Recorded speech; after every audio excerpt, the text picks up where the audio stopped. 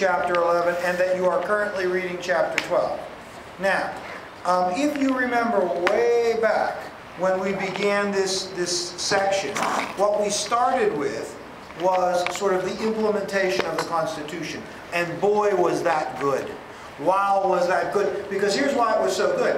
What we said was, look, this is to some extent the last opportunity for Americans to try to implement the principles of the Declaration of Independence into the form of a central government. Remember, we said the challenge for Americans wasn't going to be to establish state governments. The challenge for Americans was to establish a central government. And to some extent, the nation had rejected the Articles of Confederation and replaced that with the Constitution. But the Constitution, we argued, when it was all said and done, was only 6 pages long. So it was a broad outline of a national government that had to be filled in by the first president, who was George Washington, and the first Congress that was, that was dominated by James Madison. And so we talked about some of the things that had to be done, precedents that were established. One of the things we said is that Washington, everything that Washington did would be precedent. Everything would be a precedent for the future. And one of the things that Washington does is establish the concept of a cabinet. What do we mean by that? What do I mean by a cabinet? Nowhere in the Constitution does it provide for a council of advisors for the president. Go ahead, dear Nicoletta. That's what I was going to say, that he pulled a group of people as the council to advise him on. Who was it that Washington called upon for advice? Who were these people? Washington does establish within the government a council of advisors that we call the cabinet. Who were these people, dear Gina? You're not Gina, Natalie also. Okay, yeah. Sorry. Yeah, it was a bad day with that. Go ahead. Thomas Jefferson, Henry Knox, Alexander Hamilton, and Edmund Randolph. So, Hamilton, Jefferson, Knox, and Randolph were the first heads of departments in the new central government. Now, the Congress had the authority to create department heads, secretaries of Treasury, State, War, and Attorney Generals. But what Washington does is establish the precedent of meeting with these people for advice. Now, we said that the first government of the United States under Washington, the Federalist President, and under a Federalist Congress, one of their biggest challenges was to convince the Anti-Federalists that their liberties would be safe. And the way that they were going to do that was to provide a Bill of Rights. Who was the main architect of the first, of the Bill of Rights? Who sort of guides the first 10 amendments to the Constitution through Congress? Go ahead, Daniel. James Madison. And we said that Madison was someone who did not necessarily think that a Bill of Rights was necessary, yet he guided the first 10 amendments through the House, through the Senate, and through eventual ratification by the states. Now, we said besides sort of setting the framework of government, which was important, and besides convincing the Anti-Federalists that their liberties would be safe, the biggest challenge that the new central government faced was financial. Now, that financial challenge, dealing with the debt, the bills that the country had to pay, currency, credit, etc., fell upon, dear Courtney, what cabinet official? Alexander Hamilton. Alexander Hamilton, who was what? The Secretary of the Treasury. Secretary of the Treasury. And Hamilton is going to present to Congress a plan. Remember, we said that he presents reports on public credit, reports on a national bank, report on manufacturing. So he presents to Congress plans that would deal with the problems that the nation was facing. In terms of that report on public credit, we said that Hamilton proposed a funding at par and assumption. What, dear friends, what, dear Michelle Tusick, was funding at par? What did that mean? Do you recall? That the national government would take all the estate's debt. No, that's not funding at par. The national, that with the bond. that's assumption. right? So assumption is that the national government would assume the debts of the state. But funding in par was different. Go ahead, dear Kelly.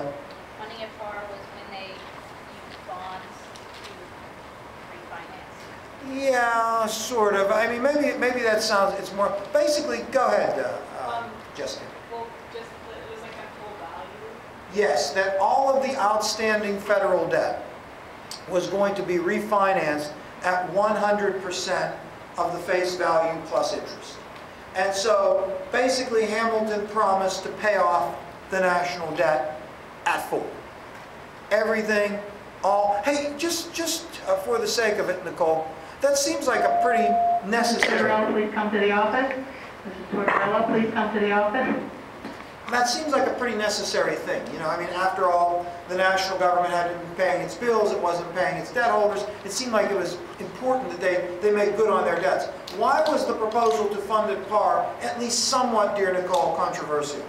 Because speculators have bought a lot of the bonds because they weren't worth anything. Oh, are you saying that people bought those bonds in the hopes that someday, they bought the bonds before the proposal in the hopes that someday they would be more valuable, and that a small group of people stood to make a huge amount of profits on this proposal? Is that what you are saying to me? Exactly. You would be correct on that, and that we said that Madison and Jefferson and others didn't like this. They didn't like the fact that a small group of people were going to benefit. We also mentioned that Hamilton was not necessarily uncomfortable with that. He thought that that was kind of okay. And it was also true of assumption. Now Michelle Tusick, back to assumption. What was assumption? How was that different from funding at par? The national government would take all of the state's debt. So with assumption, a second proposal, the national government would assume the debts of the states. And we said that that was a little bit more controversial for a number of reasons and actually failed.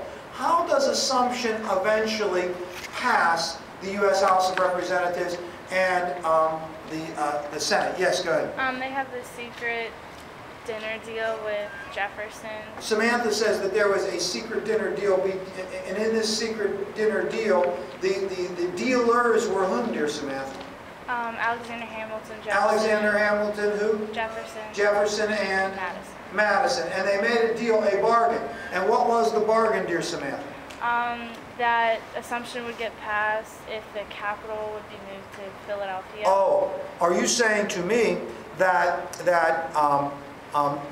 Hamilton wanted assumption passed, and in return for Madison's support in Congress, Hamilton would make sure that the new federal capital that was to be built would be located on the banks of the Potomac? Is that what you're saying to me? Mm-hmm. Well, that seems like that was the arrangement for assumption, which does pass. Probably the most controversial proposal that Hamilton made was a proposal for a national bank. Why was it? We just spoke of this, Kelly, we just spoke of this today, for heaven's sakes, did we not? We talked about the national bank. And why do we say that a proposal for a national bank that Hamilton thought was such a wonderful idea, that a national bank would provide a reliable currency, that a national bank would loan money to business and industry and commerce? It was such a wonderful idea, yet there was opposition to it. Why, dear Kelly, Koo? Because Jefferson thought it wasn't the Constitution, it was all constitution. Oh. So you are saying nowhere in the Constitution does it say that the United States Congress had the authority to charter banks and businesses. And if it didn't say it in the Constitution, Jefferson and Madison and Randolph and others believed that therefore the national government did not have the authority, because it didn't say so in the Constitution, to charter those banks and businesses. That idea that the national government can only do what the Constitution specifically says that it can do, what's that notion called? What kind of interpretation of the Constitution? That is called the strict interpretation of the Constitution. Hamilton countered, did he not? Hamilton countered by saying, oh, wait a minute. In the Constitution it says that Congress may do those things which are necessary and proper. That term, necessary and proper. What's that clause in the Constitution? Look at, Felix, look at the hands going up. Isn't this wonderful? Go ahead. Elastic clause. The elastic clause, because it stretches the power of the national government, correct? So the elastic clause would stretch the power of the national government and would allow the national government to establish banks and businesses, which was done. Congress passed the first Bank of the United States. Washington then, after consulting with him,